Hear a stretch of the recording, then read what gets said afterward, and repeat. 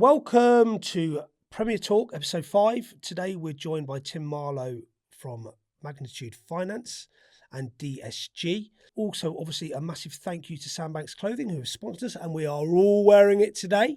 Put mine on specially today. Yeah, so let's dive deep into the finance world to give everyone a broad understanding of how it works.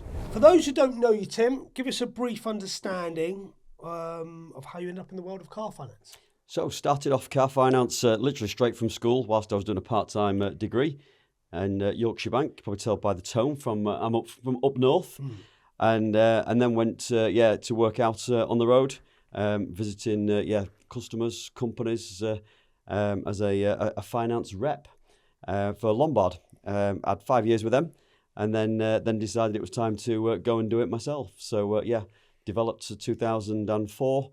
Went to do it myself and merged my brokerage into the DSG Magnitude Group 2012. So nearly 13 years ago now. Time flies. So how long have you been doing it in total then? Oh, far too long. Nearly 30 years. 30 years. 30 years. And just very quickly, if you could put it in one sentence, how much has the game changed since then? Massively. Red tape. Let's save that for later. We'll go into that in a bit more.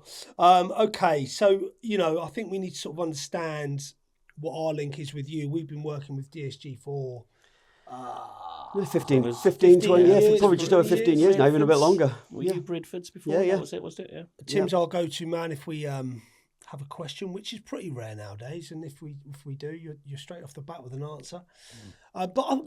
Sorry, the hundreds of WhatsApp chats every single day. Yeah, well, that's just across the board. You're not even in the car ones. But the main point of today is to give people a broad understanding, really, of what to do, what not to do, what's good, what's not, how it's changed, how the world's changed, and we'll sort of dive a little bit deeper into that. But I think, sort of for some finance basics and understandings, what do you say are the biggest misconception people have about financing a supercar? I think a lot of the time, people, when they're coming to it, they always expect it to be cheaper than it actually is. Yeah. That's fact. Doesn't matter what rate you're talking about, what you're looking at. They always want it cheaper. I think that's the way the psychology we are. I want it cheaper than that. Well, that is as best as we can do. If somebody's looking at a deal for, say, 200 grand lend between 8.9 and 9.9%, the difference between that 1%, and people will battle with you over it. Not anymore because they can't, and the FCA have changed it, but the difference in that 1% over 4 years, which again is unlikely someone's going to keep a car 4 years. So say they have a car a year, how much are we talking? It depends on the structure, but it's not going to be massive amounts like in the scheme of not even, well, over the full course of the 4 years, potentially it could be as low as that on the structure. I think that a lot of people think that they can go into a deal and no deposits, and that winds me up, if I'm being honest. We all know footballers have the money, but they don't like parting with it. We don't do them. Yeah, it just doesn't make sense. Because cars lose money, people. So people that think they can buy a new car or a used car even with a nil deposit, you're only paying that deposit when you want to sell it. Simple as that, because you can't, it just doesn't work like that. I think the other way, when you look at it, if someone's lending you money and you don't want to put any of your money down, it's a negative perception right at the very start. Yeah. So typically we do try and ask for 10%. Yeah. Which most do in the industry. We can go a little bit lower where needed. I mean, the only way that we would ever do, Mike, isn't it, is a nil deposit deal. If someone says, I'm keeping this car 4 years, 100%, we will then explain to them that. And if it's a PCP. Yeah, that's what I'm going to say. It's the only way. It's a PCP over 4 years, no deposit. You have to keep this car 4 years. Don't be coming to me in 2. You're going to pay somewhere, aren't you? So you may as well pay when you're buying something that you want, as opposed to pay when you're selling it. Excited going into it rather than disappointed going out of it. Going out of it. What's the point? I've got to sell this car and I've got to pay. After 2 months, haven't they? Yeah. Well, that was great. Yeah. How many of your clients keep the car for 4 years? Very few. Exactly. Few. We do have a few. Every now and again, but not very often. Our demographic is exactly the same. Yeah. Probably, I'd say most going to be 24 to 30 months maximum. Yeah. We see some that like to And we're 6 no months. different, are we? No, I mean, at all. as people, we're the same. No. Obviously, you're national though, Tim. Do you find a difference in the north to the south? Do you find that your customer base up there is buying something or keeping it longer, or No, not it's really. nothing different? No, They're it's the same. just No, buying the same no car, different. same Yeah, person. because it's the same kind of people that Just talk different. want to buy those cars. Yeah. Thanks. Well, do you want to give a broad explanation? Because I think a common question we always get is what's the difference between hire purchase, lease purchase, PCP, and so forth, and contract hire, which is not something we tend to do because it's expensive. But far away, just give the people So a brief understanding. quick basics of the product descriptions. Hire purchase, you borrow the finance over a straight period, normally 2 to 5 years. At the end of that period, you own the car outright. It's yours. So very, very simple calculation.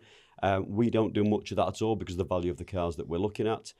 Within our other division, someone buying maybe a £10,000-15,000 car, they might want to do that. That's the only option they've got because it might be an older car.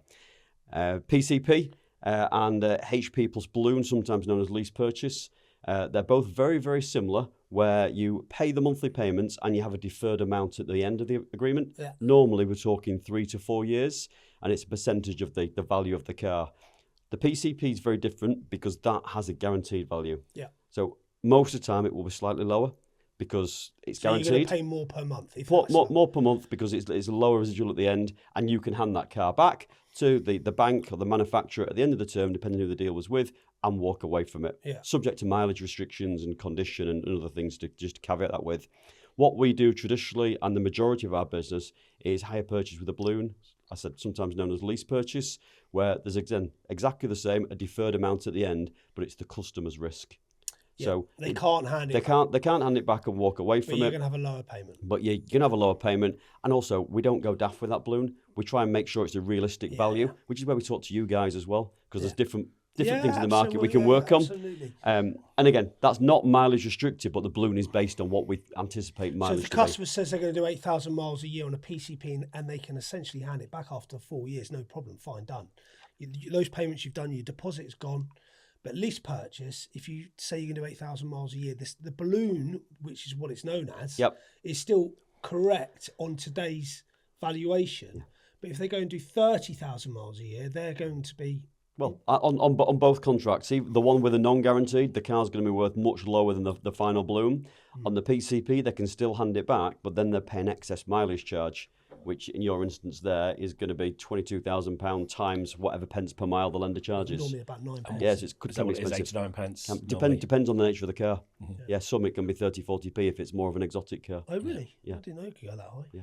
So if you're buying a Ferrari and you're going to go and do 40,000 miles and you've told me you're going to do 15, then you're going to be upside down. taking it. So what's the most common mistake people make? Is it the fact they go and lie about the miles they're going to do and then have to pay it through a mileage charge with PCP, or is it the no deposit thing? I think the no deposit is probably the worst one there, because we can talk to them about the mileage and show them the differences. And the mileage is only an issue when you get to the end if you hand it back. Yeah. If you don't and you settle it early, as we said, most people do, it gets washed into the settlement figure, affects the car value, but putting no money in up front might seem like a good idea to them, but it's only making that problem worse, and also actually making the finance harder to actually get approved because there's no deposit, no commitment going in. I mean, me and you, Tim, we always talk about the moving markets, cost of borrowing money for the banks, not necessarily the consumer. But do you find that we stay as competitive as you humanly can be in the market? And we do analyse it a lot, and where it can be changed, it's changed. But the FCA's recently changed that, haven't they? Yeah, we used to have, it was actually 2021, we used to have flexibility to move the APR. But now everyone's got fixed APR or fixed commission, different models that people work. Yeah. And you have to be competitive, otherwise you won't be able to sell your car. And that's your primary focus, is selling cars. The finance actually assists you in doing that. Okay, so what would you say makes the partnership between DSG and Premier Sports unique? Okay, an interesting one. I think we've grown together, so we know how each other operates. Yeah. We've grown through the regulation as well. For good and bad. Yeah, for good and bad. Yeah, the regulation, the red tape. And we're quite happy to jump in, and we offer, like we call it the concierge service, where we'll speak to your guys for you. I think what always sticks out for me is that you do a lot of footballers, I haven't got a clue who half these guys are. No, you're a rugby man. I'm a rugby man. Yeah. Yeah. So for me, it's just another customer. Yeah. They're dead easy to underwrite because they're always on Wikipedia. We'll come on to underwriting a bit more because there are a few little things there. But yeah, we've just grown together, and we've got everyone's best interests at heart, including the customers as well. Absolutely, yeah. Well, we always say that, don't we? And we always try and get everyone the best finance. Yeah, we didn't touch on it, but everything we do now is regulated. Yeah, probably. Yeah, I'm going to say 95% of the deals because it's a better solution for the customers, which means when they do come out of it, it's 30 days interest penalty. Yeah, but back in the day of what 2016, 17, 18, you know, the bank-based Bank of England rate was what 0.25%. Yeah, 4.9 APRs. Do you remember those? Yeah. So those days people were doing non-reg deals because you could get cheap money. There was a lot cheaper money out there, and no one expected rates to increase. What does that mean, though? The non-regulated deal. What does that mean to? What's the difference? Just in that for the difference to the customers, it meant that it was an easier option for them to get into at a lower cost. But the penalties to come out of it were normally a percentage of the actual capital balance rather than the 30 days. So somebody owed 100 grand, they were charging like 4% or 3%. Well, depends how long they kept it. Yeah. So it was like and so if we offered the two up front, you've got this for a non-reg or you've got this for a regulated. Yeah. More often than not, they're going to take the lower payment. Well, they are. But again, longer term, looking at the overall picture. The car's going to cost you the same. Yeah. You're not getting any cheaper, are you? You're not. Reality. Now, what would we say, lads? Is in terms of somebody comes to us today and buys a new G-Wagon, for instance, or a G-Wagon, what's the journey time from start to finish with us and DSG? They're not going to come in and sign up and get paid out and drive away the same day. I can guarantee that. Yeah. Well, I think we're talking a week, to be honest. Yeah, the underwrite's fairly straightforward. Yeah. Everything's e-signed now for the guys. Yeah. Which is a lot easier. A lot easier. More red tape instead of what we have to do as part of that e-sign. Yeah. But yeah, if someone came in now, you'd probably be saying, at a push, we could get the car out for Friday. Yeah. But realistically, work on the following week. We've also got the issue, where a lot of our guys are new. So, this time of year, we've got people who've just come to the country and still want a car. Okay, and for a UK person who's living in a hotel, they're not going to get. They're going to struggle to get. We've actually got a player at the moment, haven't we? Sunderland just signed on great money, but he's in a hotel, hasn't even got a fixed address yet. Only got a bank account on Friday. Gets tricky, doesn't it? But what we tend to turn around and say is, well, we do documents and finance agreements in club addresses, or even hotels on occasions if they're going to be there a while, and then we can switch it all over to their main residence once they find somewhere, often rented. But again, it's understanding those guys are coming in. If someone's coming in on a 6-month contract, it's going to be a lot trickier. Yeah. Most of them are coming in now on 3-4 year terms, so we link the finance to the actual contract term. Okay, so what if somebody comes in on a 2-year deal? Would you still do a 4-year deal for them? We'd look at the actual, probably the person who was coming in. Yeah. Is he likely to stay after 2 years? Is there an extension in there? To the banks, I mean, us within this building know football probably a lot better than your underwriter. Absolutely. So we'll know that someone's going to stay. It might be the player's choice to come for 2 years, Mike, or not. Oh, yeah, could be their choice. Or also you've got the profile of the player, haven't you? Say Lionel Messi's coming in for 2 years, but he wants a 4-year deal. Okay, well, we know Lionel is, don't we? Go on, mate, crack on. Because of course you would do, yeah. And that's where, but isn't Google a marvellous thing? It really is, yeah. They underwrite themselves when you look at that most of the time. Well, I've got a bit of a hot topic I want to jump onto because I'm sure that a lot of people listen to this who've got an interest in car finance are going to want to talk about what has gone on the last 6 months with this court case. The cloud. Commission disclosures now. Just explain, Tim, it's the same. Doesn't matter where you're buying a car and what you're buying. Yeah, I think what's happened, again, quick recap. October last year, there was a court announcement, and there was all sorts of secret commissions. I think they were throwing out there the word quite a lot. Yeah, which ultimately that's how we earn our money. That's how you earn a portion of your money to help the car margin as well, and that's how the whole industry worked. So there was a lot of uproar with there and some very, very quick changes, and I think a lot of the clients now will be aware that there's a commission disclosure document they have to sign, which confirms what we're paid, what you guys are paid, and what the bank are paying as a whole on the overall commission. Yeah. And that can be 2, sometimes 3 extra documents. Doesn't mean we're getting 2 or 3 times the amount. It is still one amount, but it has to work in the chain. It comes from you. So and the bank. It does do. So that's in but fairness, it's the same everywhere. It is same everywhere. From BMW today, you're doing the same thing. Doesn't matter where you're going. They're all doing exactly the same. Or if you go and buy a watch from someone on finance, is that the same? Not Borrow at money? this stage. No? Not at this Okay. stage. Is that 'cause it's on reg? It's just because it's the different sector. But a lot of the using watches, watch as lot a- of watches Just are using that as a- 0%. What about Yeah, your not typical 0%. bank loan? If you go and get a bank loan, and the banks Well- can get a commission. Well, it's interesting from a mortgage point of view, which is a separate sector. They've been disclosing what the full commission is in their paperwork for the last probably 15 years as part of the reports that they do. The same with insurance. So, in all honesty, it's brought us up to the professional level that they're at, which it should be. And it's not a bad thing. It's not a to bad be thing. perfectly honest. No. And it- Well, we're not making thousands and thousands of pounds out of these. no. The overall margin, when you're looking at what we're doing, is low compared to a lot of sectors. yeah. And the time and the length of time that the customer keeps that car Well, it's all also tied has a in. difference. Yeah. So if someone swaps a car early, Early. we get a commission clawback. And If we have there's to pay it have to back. pay it back. If there's an issue with the default or something goes wrong with that. It all So comes back. that was October. There's a recent Supreme Court that's gone and they've found, I think, 2 out of the 3 cases have been okay. So the one that they're not happy with is unfair commissions. And as part of that, that was more to do with the fact that I think the overall commission that was charged in this example was half of the overall interest charges. Wow. It wasn't fair. We've never done that. So let's be honest, it's the bad eggs out there Ruin it for everyone that else. ruined it for everyone else. The ones that are going out there charging 16.9% were killing it for us when, And the rest, some of them, yeah. Really? No, some of them, yeah. Is that what they would call rate for risk? Well, no, term, some are or rate just- for risk. Some are actually just the APR model that they were working on, okay. And and they could get away taking with it. 15-20% commissions. And it's That's we've ridiculous. never done that. What we do. It's no different with payday loans today, is it? When it goes, do you want this? And then you look at the bottom and it says you're going to be charged 54% or Is that And- still a and thing? look what's happened to that sector, though. yeah, It's crash, yeah. they've So had the same thing. same process. Yeah. So what has Magnitude or DSG or you put in place to sort of inform the customers? So it's very simple. It's actually getting the customer's consent. So whenever we do a deal now, once we have a deal agreed, we then send the customer the details of what the deal is and what the commission is and what we are paying our introducer, which is the supplier, you guys. But the law as we are today, they get the commission disclosure before they even get the finance documents, right? They have to have it because it has to be informed consent. So it it has to be give them informed before they can even they actually see do that it. the docs they're going to sign Correct. are what were agreed with, say, us before. Be honest, what we found is when we first went live with this, quick story, we put a system in place over the weekend. Our IT guys are working very hard. Yeah. And on Monday morning, we thought, right, we're ready.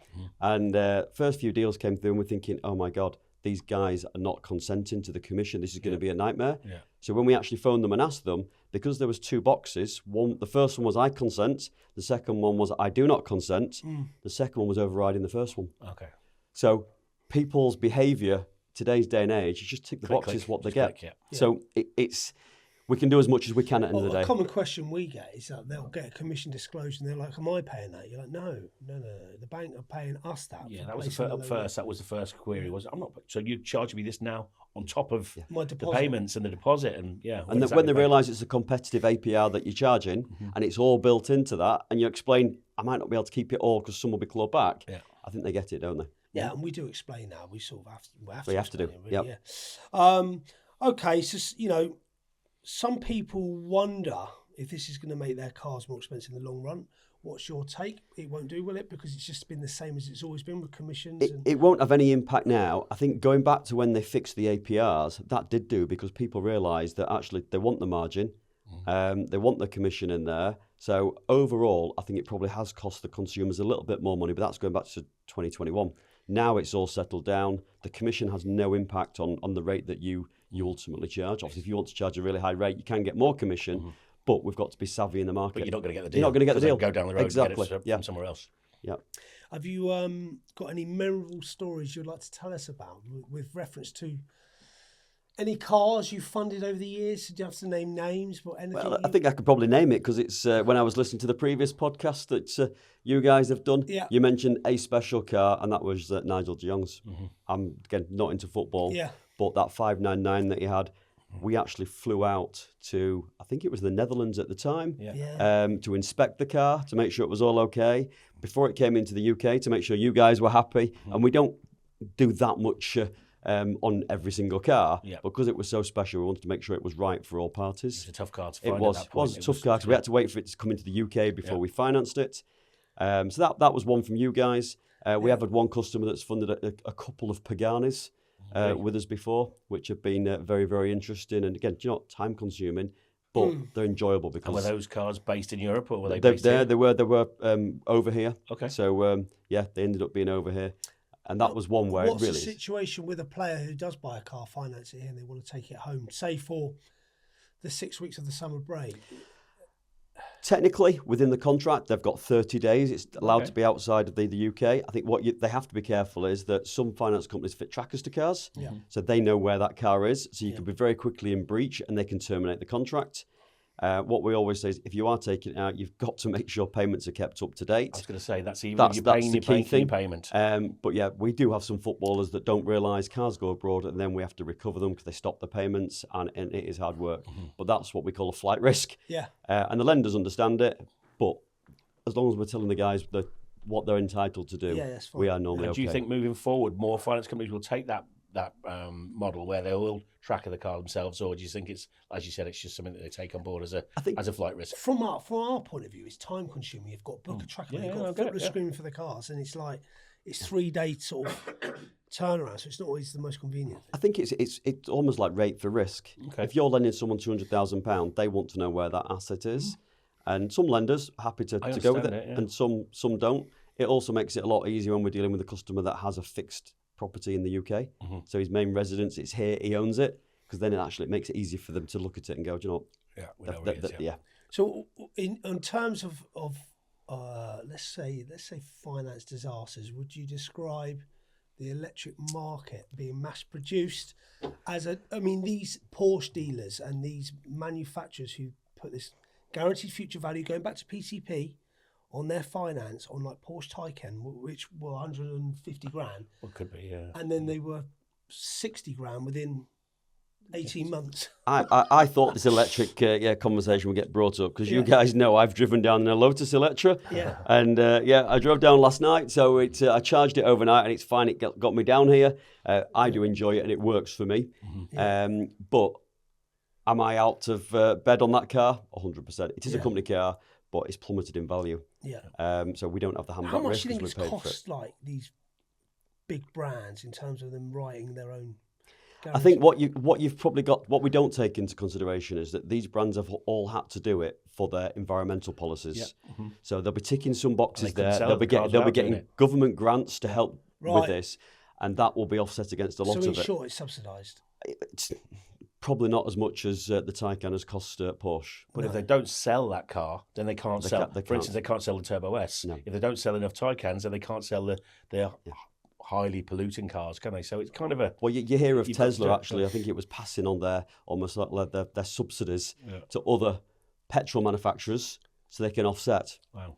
Madness, different way they do it. But it's a different way of the world. I mean, we always suggest to anybody that's buying a electric car, just buy on a PCP. Buy it on a PCP, then you know what you're paying. You're not getting caught short, no matter the age of the car. But if it's electric, just PCP it. Don't be, make sure you've got a way out of it. If there's nothing wrong with the car, great car, but you just don't know about the value, do you? No, you don't. And again, the battery life for a used car, you don't know how long that's going to last. Most cars, now 7-8 years. Even the older ones, they all seem to be going okay. Yeah.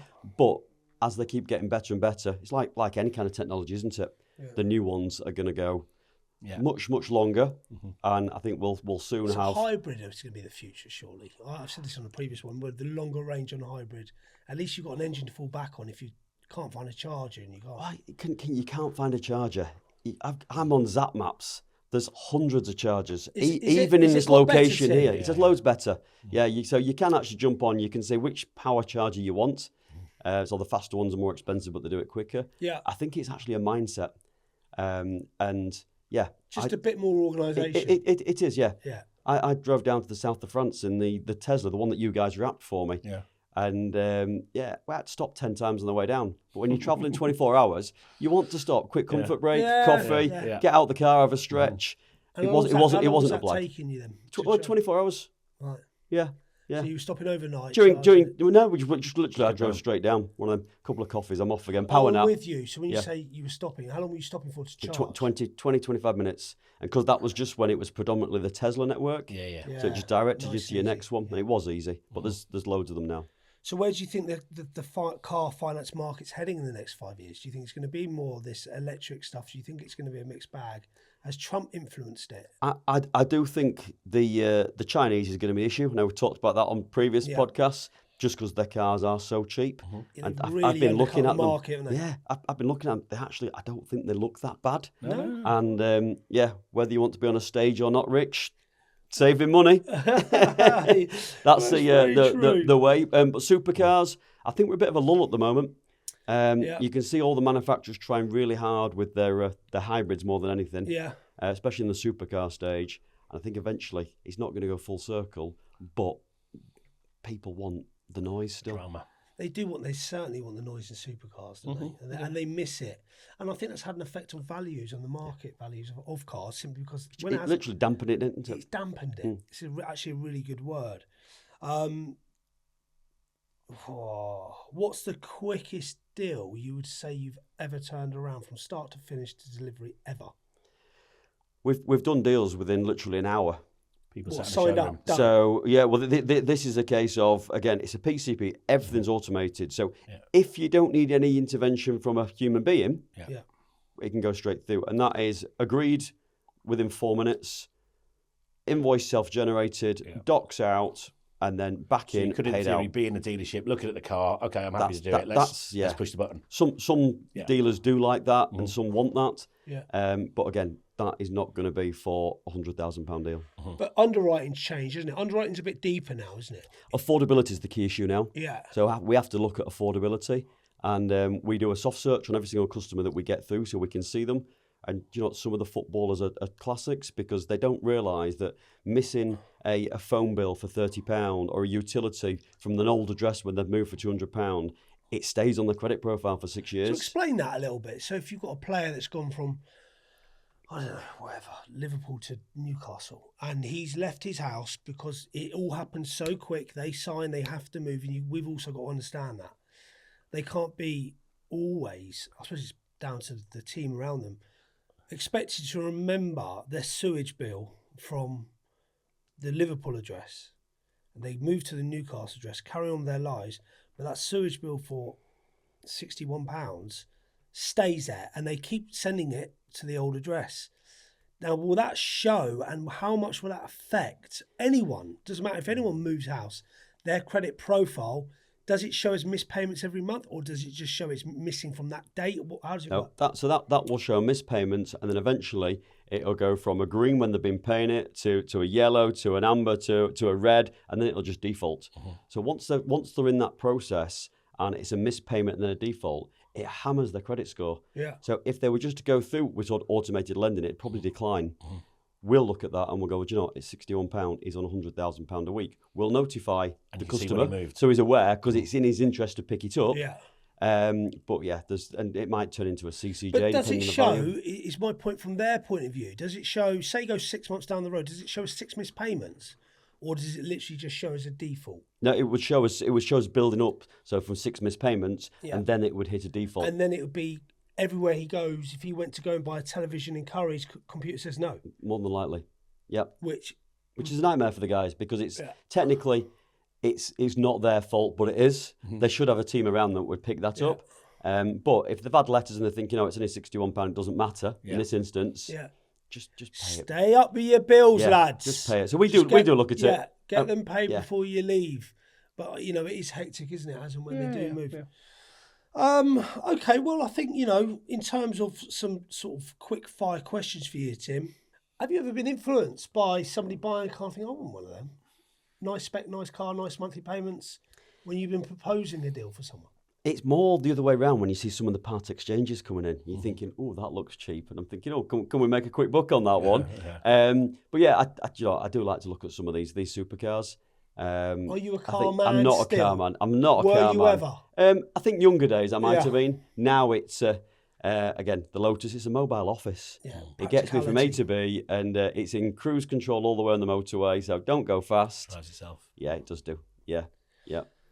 In your experience, like if you were to talk about the car finance world, with dealing with us, do we differ from, say, dealing with another big franchise dealer? And how we operate, what we have to do, are we that unique to our clients predominantly most of our clients, not all of them, but the football clients, is there a special team that they go to, or is it? I think I've mentioned that I'm not a car man. I'm also not a football man. But you've got to think when these deals go into the banks to be underwritten, there's often people that are big football fans in there. So I do think they get treated quicker because someone picks it up and gets a bit excited. Go, let's get this one agreed, and they understand it because they'll often know he's just signed or he's extended his contract or he might have scored at the weekend or whatever. So that there is from that point of view. In terms of the main dealer world, it's polar opposites because I know most of our business is done on WhatsApp, and we work with ours. It's encrypted, so it's safe. But the amount of messages backwards and forwards on there that we have with you guys, that's not really condoned in a franchise dealer group. But it's quick, it's fast, and that's how the guys contact you, isn't it? I can't imagine that a main dealer franchise, a BMW dealer or Porsche dealer would manhandle a deal through from start to finish like we have to, and we do. Every step of the way, you've got to answer this. Why has post been redirected? I often think about these salesmen that, with all due respect, half the time when I've been in the main dealer, they don't even know what they've got. No, well, you have to. We've had instances where you've said you have had your e-sign. Can you sign it? Yeah. We've now had something else. Can you sign it? We have to do that, and you have to actually proper signpost them to make them realise and show them. I suppose in the main dealer world, that goes on to the business manager who then hasn't had that contact with the person in a lot of cases. So that personal relationship that a salesman's had with or built up with his customer, it doesn't carry on into because he just hands that over to the next person. Then that gets handed over to the after sales team that'll tax and we'll do all those bits, and that's the difference. Can you imagine some of your football clients walking into a main dealer showroom? No. That's just not going to happen. No. So that's why we have to do the e-sign. Yeah. They want to send you everything by WhatsApp, and then you can. They want a trusted source to put it on their drive for the right money and look after them, and that's fundamentally what we do. And as much as some of these main dealers or manufacturers would love them just to go direct, they want to speak to someone. They want to understand. They don't always know what they want. I mean, I'd say 50% of the time they don't even know what they want. They've got an idea. Yeah, we tend to know. Yeah. But we then tend to point them in the direction. I think also with the clubs as well, the clubs want to make sure they're being looked after by a person who has their interests. Yeah. So I know you work with a lot of the clubs locally as well, across the whole of the UK. Yeah. And that's integral. It's a different market. So someone that wants to go into the showroom and have that experience of buying a brand new Ferrari, absolutely, they'll love that with the franchise dealer world. And we look after a lot of franchise dealers. But again, your demographic of footballers that literally want to send you a WhatsApp on what car they want, and then it arrive the next week. Yeah, which is what we do. It happens. But we find here that we go through like a phase with a car where they'll all be buying similar cars, whether it's a Urus, a G-Wagon, whatever. Is that the same across the market? Do you think their tastes are quite similar to? I think so, because what probably happens is you're probably a little bit ahead of the curve. Because the footballers will get the cars, and then whether it's social media or the press, they'll take pictures of them in those, and people, that looks nice. I want one of those. So it's almost jumping on the bandwagon. Yeah. That's which is what some of the main dealers were doing, right? So they were saying we'll use our promotion budget, as it were, to subsidise cars for footballers because it is an advert. They're going to be seen. You're going to be, how many times have you seen people pulling up to Carrington? And the guys are outside, aren't they? Just picturing people coming in, what they're driving. It's a real thing on socials now. Seeing them all leaving, who's driving them. Yeah. Dare I say, do you remember that old Mercedes VIP scheme? That was a loss leader, wasn't it? It was, But the lads get bored. They don't want the same as everyone else in the car park. No. They want to be unique. And that's what we do, don't we? Absolutely. Yeah. Most deals now, there's something different about them. So obviously, as the years have gone on, obviously urban, a lot of cars now. The SVRs were the popular ones. Yeah. And you can get urban kits on most things now, can't you? But the lads just want to see it a bit different. And even the Rolls Royce, the specs now. We had a lad in this morning, didn't we, from Bournemouth, who had completely in his head what he knows what he wants. Yeah. Of which is lovely for us because we then know what we've got to go and find. But it's sometimes it's quite difficult to sort of locate the cars when you've got so many people wanting the same car, which we have at the moment. Yeah. And there's not exactly an influx of cars coming through of that type. But I think, moving forward, what do you think is going to happen with the interest rates? Do you think they're going to come down? Do you think they're going to go up? I think we'll see a small drop. We're never going to get back to the dizzy heights, but the dizzy lows. of where they were, just because let's be honest, the country's knackered, isn't it, at the moment? Yeah, It's possible money back. It is, yeah. They've got to claw something back. So I think they'll stay. I'd probably say maybe drop down to 7.9 at some stage. Do you think so? From a regulated point of view, but yeah, I don't think they'll come down much further than that. Okay, well, I don't think there's a lot more really to discuss. I mean, I want to thank you for joining us today. And it's always nice to lift the lid on the finance side of what we do and how it works. And I think your clients will sort of value, and our clients will value your insights. No, listen, I mean, is there anything else we think you need to, do you want to address? Nothing from my point of view. No, it's just, nice to see you facilitate what goes on behind the scenes, I guess, isn't it? Yeah. Yeah. Well, thank you for coming, Tim. It's been very good fun, as always. As much fun as finance can be. We're going to go and grab some lunch. And if you've got any comments or questions, then obviously get in touch, but we're always here to explain them. And I think nowadays, I'll just finish on everything is put on your website because it has to be due to FCA. Every kind of procedure, every kind of explanation, everything you need to know is on there. Correct. So if you need to see anything on there, you can do, but reach out to us. Reach out to us. Yeah. We're human, as you can see. Yeah. Just talk to us. If you want a car, we'll give you some quotes and hopefully you understand the differences between them all. Thank you ever so much. Thanks, guys.